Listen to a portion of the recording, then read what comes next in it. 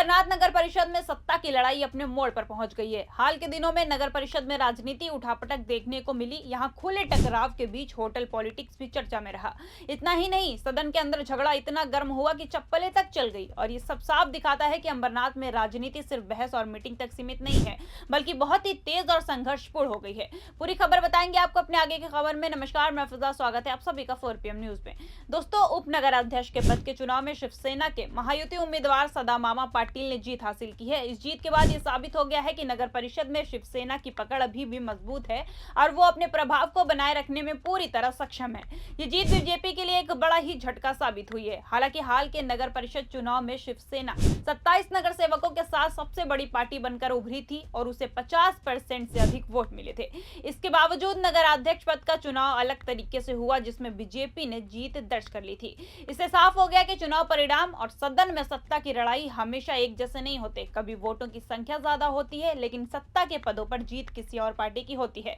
इस पूरी घटनाक्रम ने अंबरनाथ की राजनीति को और गरमा दिया है। अब ये देखना बाकी है कि आगे आने वाले समय में शिवसेना और बीजेपी किस तरह से अपनी स्थिति मजबूत करती हैं और अपने समर्थकों के लिए कौन कौन से नए कदम उठाती हैं।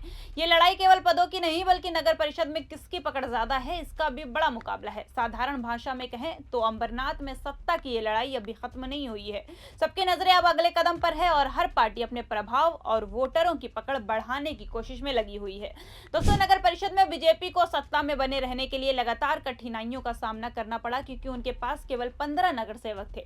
बहुमत बनाने और फैसले लेने के लिए पार्टी को मजबूरन दूसरे दलों के साथ साझेदारी करनी पड़ी। इस दौरान बीजेपी ने कांग्रेस के 12 नगर सेवकों, एनसीपी के 4 नगर सेवक और एक निर्दलीय को साथ लेकर अंबरनाथ विकास अघाड़ी का गठन किया। शुरुआत में यह गठबंधन दोनों दलों के लिए असहज साबित हुआ, क्योंकि कांग्रेस ने अपने 12 नगर सेवकों को पार्टी से निलंबित कर दिया, लेकिन इसके बाद वो सीधे बीजेपी में शामिल हो गए। इस बदलाव से बीजेपी को सत्ता में बने रहने में थोड़ी राहत मिली, लेकिन राजनीतिक समीकरण लगातार बदलते रहे। इस पूरी प्रक्रिया के दौरान नगर परिषद में सत्ता संघर्ष और राजनीतिक उठापटक देखने को मिली है। हर कदम पर अलग अलग दलों ने अपने हित साधने की कोशिश की। बीजेपी को अपने पुराने सहयोगियों के भरोसे के साथ नए गठबंधनों पर भी ध्यान देना पड़ा। इस बीच राजनीतिक जानकारों का कहना है कि यह बदलाव बीजेपी के लिए एक चुनौती बने, क्योंकि उन्हें न केवल अपने नगर सेवकों का समर्थन बनाए रखना था, बल्कि गठबंधन के अन्य दलों के साथ तालमेल भी करना था। आपको बता दें कि मतदान के दिन नगर परिषद परिसर में जबरदस्त हंगामा और नारेबाजी देखने को मिली है। हर तरफ राजनीतिक हलचल और तनाव का माहौल बना हुआ है। आखिरकार चुनाव पूरा हुआ और परिणाम ने सभी को चौंका दिया है। शिवसेना महायुति के उम्मीदवार सदामामा पाटिल को कुल 32 वोट मिले, जबकि बीजेपी के उम्मीदवार को केवल 28 वोट ही मिले। जैसा ही परिणाम घोषित हुआ, शिवसेना खेमे में खुशी और जश्न का माहौल बन गया है।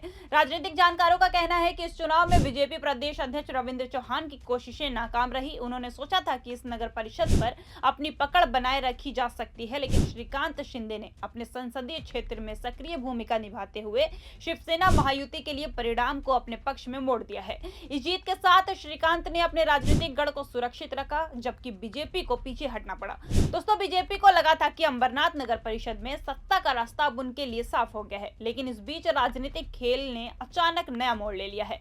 कल्याण के सांसद और उप मुख्यमंत्री एकनाथ शिंदे के बेटे श्रीकांत शिंदे ने इस समय का फायदा उठाते हुए राजनीतिक मोर्चा संभाला और पूरी स्थिति को पलट दिया है। उन्होंने पहले बीजेपी गुट में शामिल एनसीपी के 4 नगर सेवकों को इस गुट से बाहर आने के लिए तैयार किया। इसके बाद श्रीकांत शिंदे ने शिवसेना, एनसीपी और एक निर्दलीय नगर सेवक के साथ मिलकर नया गुट बनाया, जिसका नाम उन्होंने शिवसेना महायुति अंबरनाथ रखा है। इस नए समीकरण के साथ शिवसेना महायुति के पास अब कुल 32 नगर सेवक का बहुमत हो गया है, जिससे उनकी पकड़ नगर परिषद में और भी मजबूत हो गई है। इसका मतलब यह है कि अब उप नगराध्यक्ष और नगर परिषद की अन्य महत्वपूर्ण बैठकों में फैसला लेने की ताकत शिवसेना महायुति के हाथ में है। इस पूरी घटना ने बीजेपी की योजनाओं को झटका दिया है और ये साबित कर दिया है कि अंबरनाथ की राजनीति में किसी भी समय समीकरण बदल सकते हैं। साधारण शब्दों में कहें तो भाजपा सोच रही थी कि सत्ता उनके हाथ में है, लेकिन श्रीकांत शिंदे की रणनीति ने पूरा खेल बदल कर रख दिया और शिवसेना महायुति अब नगर परिषद में मजबूती स्थिति में नजर आ रही है। आपको बता दें कि उप नगराध्यक्ष पद के चुनाव से पहले बीजेपी ने अपने गुट के सभी नगर सेवकों को एकजुट रहने का कड़ा संदेश दिया और चेतावनी दी कि किसी भी नियम के उल्लंघन पर सख्त कार्रवाई होगी। वहीं शिवसेना ने अपने कदम को कानूनी रूप से पूरी तरह वैध बताया और कहा कि गुट गठन के दौरान सभी नियमों का पालन किया गया है। संभावित टूट और वोटों के बिखराव से बचने के लिए दोनों पक्षों ने अपने अपने नगर सेवकों को अलग अलग स्थानों पर ठहराया, जिससे होटल पॉलिटिक्स का खेल एक बार फिर सामने आया। दोस्तों, अंबरनाथ नगर परिषद की आम सभा की बैठक में सोमवार को उप नगराध्यक्ष पद के चुनाव के दौरान भाजपा और शिवसेना के पार्षदों के बीच काफी तनाव और बहस देखने को मिली थी। दोस्तों, भाजपा ने अपने सभी सदस्यों को प्रदीप पाटिल के पक्ष में वोट देने के लिए व्हिप जारी किया, लेकिन एनसीपी के स्थानीय नेता डॉक्टर बालाजी किनीकर ने इसे ठुकरा दिया और घोषणा की एवीए का अब अस्तित्व नहीं है।